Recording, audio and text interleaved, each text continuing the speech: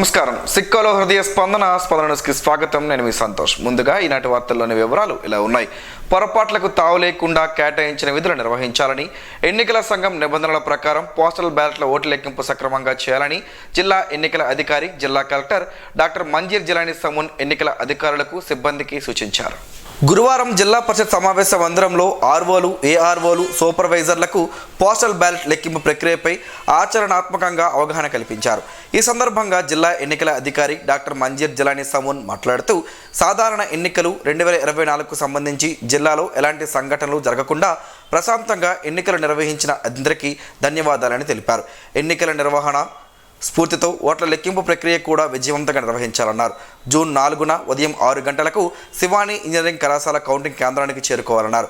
ఓట్ల లెక్కింపు కార్యక్రమంలో భాగంగా మొదట పోస్టల్ బ్యాలెట్ లెక్కింపు కార్యక్రమం జరుగుతుందని, అనంతరం 8 నియోజకవర్గాల కౌంటింగ్ హాళ్లలో ఈవీఎంల ఓట్ల లెక్కింపు కార్యక్రమం జరుగుతుందన్నారు. శిక్షణా తరగతులలో జిల్లా రెవెన్యూ అధికారి ఎం గణపతిరావు, ఇచ్చాపురం, పలాస, పాతపట్నం, శ్రీకాకుళం, ఎచ్చర్ల, నరసన్నపేట నియోజకవర్గాల రిటర్నింగ్ అధికారులు సుదర్శన్ దొర, డాక్టర్ భరత్ నాయక్ తదితరులు హాజరయ్యారు. రెడ్ క్రాస్ ఆధ్వర్యంలో నిర్వహించబడుతున్న ఫిజియోథెరపీ సెంటర్ ఎందరికో సేవలందిస్తూ అందరి మనల్ని పొందుతుంది. రిటైర్ అయ్యాక కూడా అదే ఉత్సాహంతో సేవలందించేందుకు గాను రెడ్ క్రాస్ ఆధ్వర్యంలో నడుపుతున్న ఫిజియోథెరపీ కేంద్రాన్ని వేదికగా చేసుకుని ఫిజియోథెరపిస్ట్ కె లక్ష్మణరావు సేవలందిస్తూ అందరి నుంచి ఆదరణ పొందుతున్నారు. ఎలాంటి పొగడ్తలు గాని, కితాబులు ఆశించిన వ్యక్తిగా లక్ష్మణరావు రోగుల హృదయాల్లో స్థానాన్ని సంపాదించారు. ఫిజియోథెరపీ కేంద్రంలో అవసరమైన పరికరాలను కలెక్టర్ సహాయంతో జగన్మోహన్ రావు ఏర్పాటు చేయగా అక్కడ అందరికీ నిరంతరం సేవలు ఇప్పుడు అందుతున్నాయి. ప్రభుత్వ, ప్రైవేట్ కేంద్రాలకు ధీటుగా ఇక్కడ సేవలు అందడం విశేషం. మారుతున్న పరిస్థితులు, తినే ఆహారం వలన వ్యాధులు ఎక్కువగా వస్తున్నాయని, వ్యాయామంతో నడక రోజులో 30 నిమిషాలు కనీసం ఉండాలని, పోషకాహారాన్ని తీసుకోవాలన్నారు. ఏది ఏమైనప్పటికీ శ్రీకాకుళం రెడ్ క్రాస్ ఏర్పాటు చేసిన పరికరాలు ఫిజియోథెరపీకి ఎంతో దోహదపడుతున్నాయని లక్ష్మణరావు స్పష్టం చేశారు. సోషల్ మీడియాలో పోస్టులపై ప్రత్యేక నిఘా ఉంచినట్లు జిల్లా ఎస్పీ జిఆర్ రాధిక పేర్కొన్నారు. ఈ మేరకు జిల్లా ఎస్పీ గురువారం ఒక ప్రకటన జారీ చేశారు. వాట్సాప్, ఫేస్బుక్, ఇన్స్టాగ్రామ్ తదితర సోషల్ మీడియా గ్రూప్స్లో ఉద్దేశపూర్వకంగా కుల, మత, రాజకీయ పార్టీలను, వ్యక్తులను రెచ్చగొట్టేలా పోస్టులు పెట్టడం, అవాస్తవాలు ఇతరులకు షేర్ చేయకుండా గ్రూప్ అడ్మిన్ ముందస్తుగా నియంత్రణ చర్యలు తీసుకోవాలని జిల్లా ఎస్పీ సూచించారు. తప్పుడు వదంతులు పోస్టు చేసిన వారిపై, గ్రూప్ అడ్మిన్ పై ఐటీ చట్టం ప్రకారం చర్యలు తీసుకోవడం జరుగుతుందన్నారు. సోషల్ మీడియా లేదా వాట్సాప్ లో ఎటువంటి విద్వేషాలు, రెచ్చగొట్టే సందేశాలు, ఫోటోలు పోస్ట్ చేస్తే గ్రూప్ అడ్మిన్స్ దే పూర్తి బాధ్యత వహించవలసి ఉంటుందన్నారు. సోషల్ మీడియా లేదా వాట్సాప్లలో ఎగ్జిట్ పోల్స్, ఎన్నికల ఫలితాలపై ఎటువంటి విద్వేషాలు, రెచ్చగొట్టే పోస్టులు పెట్టరాదన్నారు. జూన్ 15, 16, 17 తేదీల్లో ఏలూరులో జరగనున్న రాష్ట్ర మహాసభలను విజయవంతం చేయాలని కోరుతూ ఈరోజు చౌదరి సత్యనారాయణ కాలనీలోని రైతు కూలీ సంఘం కార్యాలయంలో జిల్లా కమిటీ ఆధ్వర్యంలో సభ్యులు పోస్టర్ ఆవిష్కరణ కార్యక్రమాన్ని నిర్వహించారు. రైతు కూలీ సంఘం రాష్ట్ర సహాయ కార్యదర్శి దంతులూరి వర్మ, జిల్లా కార్యదర్శి తాండ్రా అరుణలు ఈ సందర్భంగా మాట్లాడుతూ, ఏ పార్టీ అధికారంలోకి వచ్చినా పాలకులు అనుసరిస్తున్న విధానాల ఫలితంగా వ్యవసాయ రంగం రోజురోజుకు తీవ్రమైన సంక్షోభంలో కూరుకుపోతుందని ఆరోపించారు. వ్యవసాయం గిట్టుబాటు కాక భూములను తెగనమ్ముకునే వారు కొందరైతే మరికొందరు ఆ భూములను కౌలుకి ఇచ్చి పట్టణాలకు తరలి వెళ్తున్నారని, గ్రామీణ ప్రాంతాల్లో మరే ఇతర ఉపాధి అవకాశాలు లేక కూలీ నాలి పనులు చేసుకుంటూనే ఆశ చావక భూమిని కవులకు తీసుకొని చిన్న సన్నకారు రైతులు, వ్యవసాయ కూలీలు కొందరు సాగు చేసుకుంటున్నారని తెలిపారు. సాగు సంక్షోభంలో ఉండడంతో దీనిపై ఆధారపడిన వ్యవసాయ కూలీలు, పేద రైతులు, గ్రామీణ పేదలందరి జీవనం దుర్భరంగా మారిందన్నారు. ఈ కార్యక్రమంలో రైతు కూలీ సంఘం జిల్లా అధ్యక్షులు పి పోలారావు, రైతు కూలీ సంఘం నాయకులు లక్ష్మీనారాయణ, కృష్ణారావు తదితరులు పాల్గొన్నారు. జూన్ 4వ తేదీన సార్వత్రిక ఎన్నికలు, ఓట్ల లెక్కింపు ప్రక్రియ జరగనున్న నేపథ్యంలో ఎచ్చర్ల శ్రీ శివాని ఇంజనీరింగ్ కాలేజీలో ఏర్పాటు చేసిన స్ట్రాంగ్ రూమ్ చుట్టుపక్కల పరిసర ప్రాంతాలు 2 కిలోమీటర్ల వరకు రెడ్ జోన్గా అమలు చేస్తున్నట్లు శ్రీకాకుళం జిల్లా ఎస్పీ జిఆర్ రాధిక తెలిపారు. శ్రీకాకుళం జిల్లా వ్యాప్తంగా నిర్వహించిన 8 అసెంబ్లీ నియోజకవర్గాలు, శ్రీకాకుళం పార్లమెంట్ నియోజకవర్గానికి సంబంధించి జూన్ 4వ తేదీన ఎన్నికల కౌంటింగ్ ప్రక్రియ ఎచ్చర్ల శ్రీ శివాని ఇంజనీరింగ్ కళాశాలలో స్ట్రాంగ్ రూమ్ నందు జరగనున్నదని, సదరు నిర్దేశించిన పరిసర ప్రాంతాల నుండి చుట్టుపక్కల 2 కిలోమీటర్ల పరిధి వరకు రెడ్ జోన్గా ప్రకటించడం జరిగిందని తెలిపారు. సదరు రెడ్ జోన్ ప్రాంతంలో డ్రోన్స్ గానీ, బెలూన్స్ ఎగురవేయట నిషేధించడమైనదని ఎస్పీ పేర్కొన్నారు. నిబంధనలకు అతిక్రమించిన వారిపై చట్టపరమైన చర్యలు తీసుకోవడం జరుగుతుందని జిల్లా ఎస్పీ జిఆర్ రాధిక తెలిపారు. ఓట్ల లెక్కింపు సమయంలో వైకాపా ఏజెంట్లకు వాగ్వాదానికి దిగమని సజ్జల రామకృష్ణారెడ్డి చెప్పడం సబబు కాదని టీడీపీ రాష్ట్ర ఎస్ఎస్ఎల్ ప్రధాన కార్యదర్శి ఎస్వి రమణమాదిగా తెలిపారు. ఈ మేరకు ఆయన ఒక ప్రకటన విడుదల చేశారు. ఎవరైతే వాదించే గుణం ఉంటుందో వారు ఏజెంట్లుగా కూర్చోండి, లేదనుకున్నోళ్ళు ఇంటికి వెళ్ళిపోండి అని రామకృష్ణారెడ్డి చెప్పడం జరిగిందని, ఏమైనా ఇబ్బందికర పరిస్థితులు వస్తే ఈసీ రూల్స్కి వ్యతిరేకంగా ఆయన ప్రయత్నం చేయాలని సజ్జల చెప్పడం విడ్డూరంగా ఉందని, ఈయనకు ప్రజాస్వామ్యం మీద వ్యవస్థల మీద కానీ ఎటువంటి నమ్మకం లేదని ఆరోపించారు. ఆయనపై ఈసీ తక్షణమే చర్యలు చేపట్టాలని డిమాండ్ చేశారు. ఉద్యోగులు కార్మికుల సమస్యల పరిష్కారం కోసం ఐక్య పోరాటాలకు సన్నద్ధం కావాలని సిఐటియు జిల్లా ప్రధాన కార్యదర్శి పి తేజేశ్వరరావు పిలుపునిచ్చారు. సిఐటియు 54వ ఆవిర్భావ దినోత్సవం సందర్భంగా గురువారం ఎచ్చర్ల మండల కేంద్రం నాగార్జున అగ్రికం పరిశ్రమల వద్ద సిఐటియు జెండా ఆవిష్కరణ అనంతరం సమావేశం నిర్వహించారు. ఈ సందర్భంగా సిఐటియు జిల్లా ప్రధాన కార్యదర్శి పి తేజేశ్వరరావు మాట్లాడుతూ 1970 మే 30వ తేదీన ఐక్యత పోరాటం అనే నినాదంతో centre of Indian trade unions ఏర్పాటు చేయడం జరిగిందన్నారు. దేశవ్యాప్తంగా వివిధ రంగాలలో పనిచేస్తున్న ఉద్యోగులు కార్మికులందరినీ ఐక్యం చేయడం ద్వారా కార్మిక వర్గం అనేక హక్కులు సాధించుకోవడం జరిగిందన్నారు. దేశవ్యాప్తంగా రైల్వే ఉద్యోగులు చేపట్టిన సమ్మె సిఐటియు అండగా నిలిచిందన్నారు. ఎమర్జెన్సీకి వ్యతిరేకంగా ఉద్యోగులు కార్మికులతో సిఐటియు ఆధ్వర్యంలో పెద్ద ఎత్తున పోరాటాలు నిర్వహించడం జరిగిందన్నారు. కార్యక్రమంలో ఏపీబీసీఎల్ హమాలీస్ యూనియన్ ప్రధాన కార్యదర్శి D Bangaraju, T Ramarao, G Srinivasarao, Nagarjuna అగ్రికం కార్మిక సంఘాల నాయకులు వై గోపాలుడు, హెచ్ఆర్ల రాజు, ఎల్ రామప్పుడు, మాన్యం తదితరులు పాల్గొన్నారు. ఆహారం పరబ్రహ్మ స్వరూపమని ఆహారాన్ని ఎవరూ దుర్వినియోగం చేయకూడదని ప్రముఖ వైద్యులు పైడి ప్రవళిక కోరారు. శ్రీకాకుళం జిల్లా కుసాలపురం గ్రామంలో శ్రీ శ్రీ శ్రీ సతివాడ పోలిమాంబ అమ్మవారి గ్రామ దేవత మహోత్సవాలలో భాగంగా పేద ప్రజలకు ఆహారాన్ని అందించాలనే ఆశయంతో నిత్యాన్నదాన సేవకులు ఉర్లాం శివతేజ సహాయంతో బుధవారం అన్ని ముఖ్య కూడలిలో ఆహారాన్ని అందించడం ఆనందంగా ఉందన్నారు. ఆకలితో అలమటిస్తున్న వారిని గుర్తించి కొన్ని స్వచ్ఛంద సంస్థల సభ్యులు చేస్తున్న సేవలు ప్రతి ఒక్కరికి స్ఫూర్తిగా నిలుస్తాయని అన్నారు. అలాగే వేడుకలలో భాగంగా ఆహారాన్ని వృధా చేయకుండా చూసుకునే బాధ్యత తీసుకోవాలని, మిగిలిన ఆహారాన్ని 10 మంది పేద ప్రజలకు అందించడంలో ఆ ఆనందమే వేరన్నారు. ఈ కార్యక్రమంలో తవుడు నైట్ షెల్టర్ అర్జున్ తదితరులు పాల్గొన్నారు. పోస్టల్ బ్యాలెట్ పై అటెస్టేషన్ అధికారి సీల్ లేకపోయినా పర్వాలేదంటూ ఏపీ సీఈఓ గతంలో ఇచ్చిన మెమోకు వ్యతిరేకంగా వైసీపీ ఏపీ హైకోర్టును ఆశ్రయించడం తెలిసిందే. ఆ పార్టీ ఈవేళ ఏపీ హైకోర్టులో లంచ్ మోషన్ పిటిషన్ దాఖలు చేసింది. పిటిషన్ విచారణలో ఉండగానే ఆ మెమోను కేంద్ర ఎన్నికల సంఘం వెనక్కి తీసుకుంది. పోస్టల్ బ్యాలెట్ డిక్లరేషన్ ఫామ్పై అటెస్టింగ్ ఆఫీసర్ సంతకం చేసి స్టాంప్ లేకపోయినా తన పేరు, డెజిగ్నేషన్ పూర్తి వివరాలు చేతితో రాస్తే ఆమోదించాలని గతేడాది జూలై 19న కేంద్ర ఎన్నికల సంఘం స్పష్టమైన మార్గదర్శకాలు జారీ చేసింది.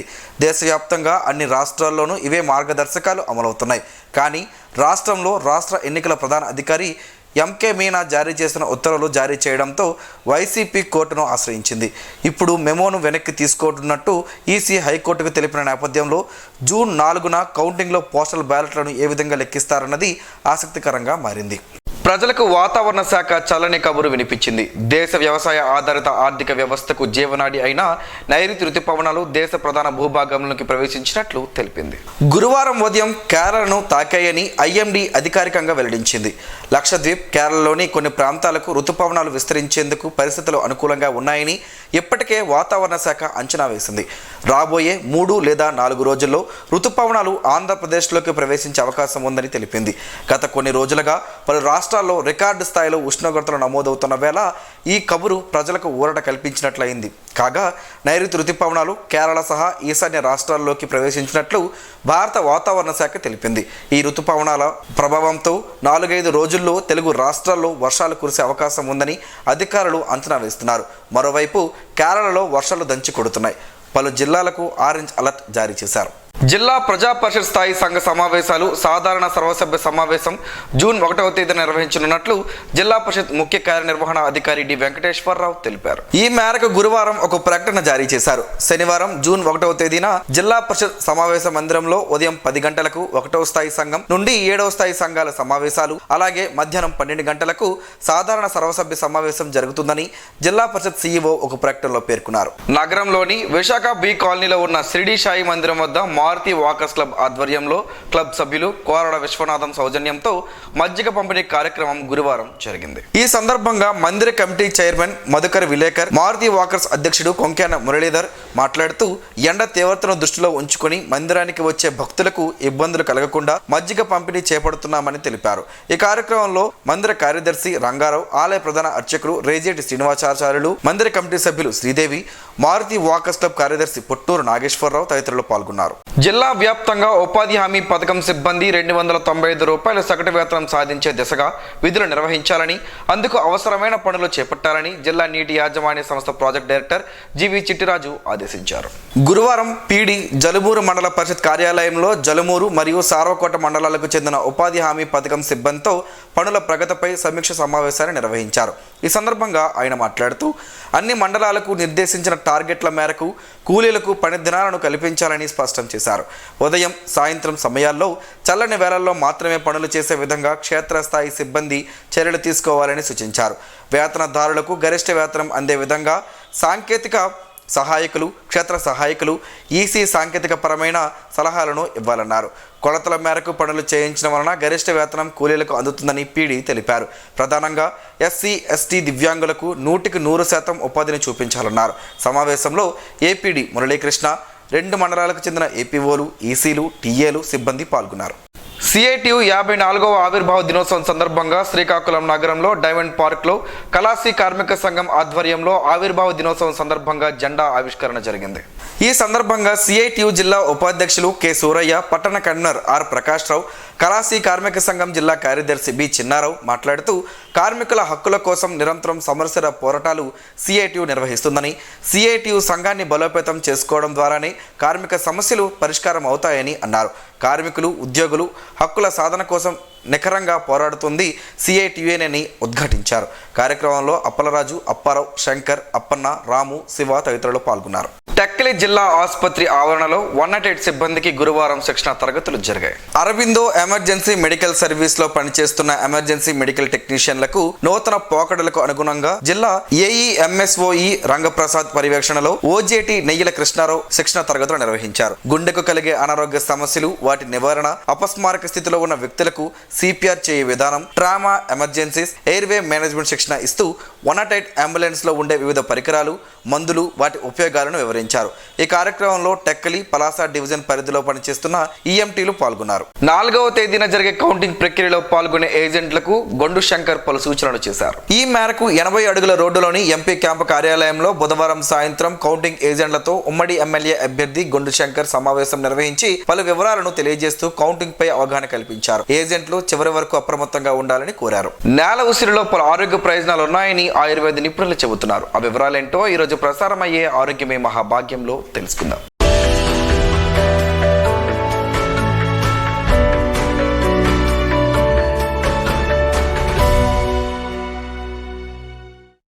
మన చుట్టూ పరిసరాల్లో అనేక చిన్న చిన్న మొక్కలు పెరుగుతుంటాయి.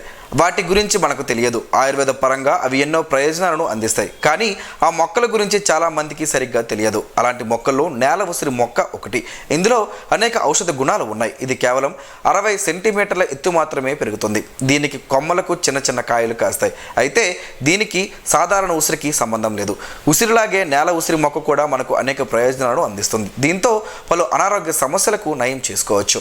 నేల ఉసిరి ఆకులను బాగా దంచి పేస్ట్లా చేసి ఆ మిశ్రమాన్ని గాయాలు, వాపులపై రాసి కట్టుకడుతుండాలి.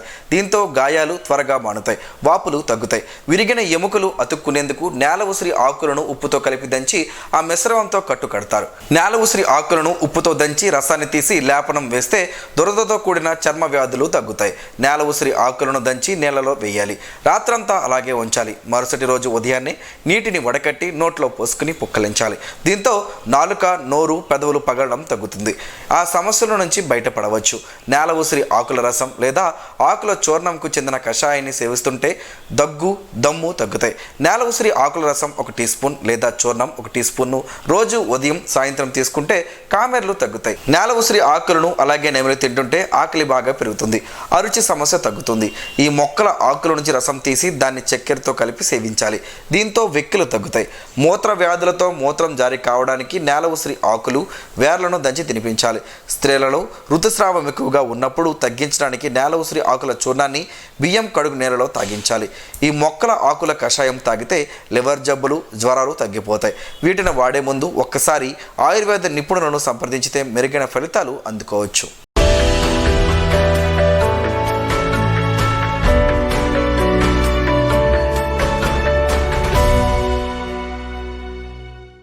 ఈ రోజు వార్తల్లో ఒక మంచి మాటను విందాం, ఆచరిద్దాం. సమాజ శ్రేయస్సును కాంక్షించే మహనీయుల మాటల్లోంచి ఈరోజు. గమనం గమ్యం. ఋషి చింతన.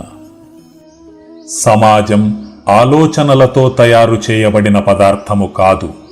మనం ప్రకృతి తీర్చిదిద్దిన యథార్థమైన చైతన్యమే